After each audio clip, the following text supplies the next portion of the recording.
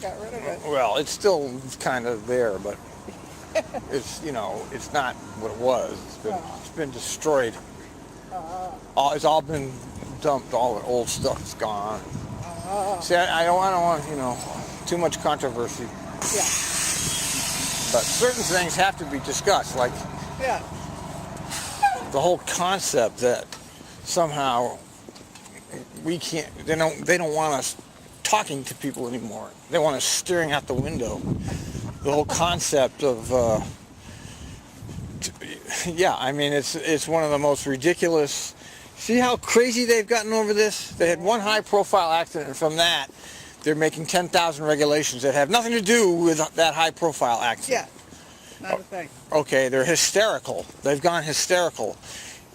And the whole idea of making it so that people can't talk to the bus driver is so abhorrent that it's like a shock to even contemplate it. You know, so I mean, what if you had a question? You know, you want to know. Well, they say, well, you can answer a question, but you can't conduct a long conversation. You know, it's so ridiculous. It's so absurd. It so shows how out of touch any of the bureaucrats are with the actual job. It shows that they are so far removed from the reality of being a bus driver that they would even consider such an idiotic proposition as prohibiting people from talking to the bus driver. Yeah. Okay, it's. I just think it's hysteria. That's all I see here is hysteria and more hysteria. Everywhere you turn, it's hysteria. Everything is a hysterical reaction. And when I looked at that driver who was in that accident. She had none of those issues. None of those issues. She was not distracted by anything. And yet they're concentrating on distracted driving. Now, isn't that funny that they're so disconnected from the reality of that accident even? They're worried about distracted driving when the accident that occurred had nothing to do with distracted driving. So what? See the disconnect? I do. It's complete disconnect.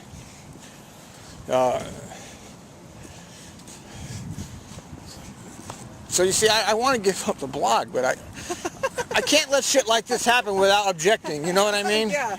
I can't let that come to pass without saying something about it. I mean, it's such a huge thing to do to not only the bus drivers that actually like people, but the passengers that actually like bus drivers and enjoy riding a transit bus. And it's so ridiculous. It's so bad. It is that it's a job where you have to be social. You have to. Even though there's some drivers who... Well, some drivers don't want to have any conversations. That's true. Yeah. And they should be respected for that. Or if they want that, then passengers should respect that and let them have their little antisocial bus. Yeah. But there's some people that actually enjoy people. Yeah. And now they want to say, oh, I can't conduct a conversation while I'm driving. The conversation is so... they don't understand. See, these bureaucrats don't get it. They don't understand that a bus driver can be doing 10 things at once and actually still be a good bus driver.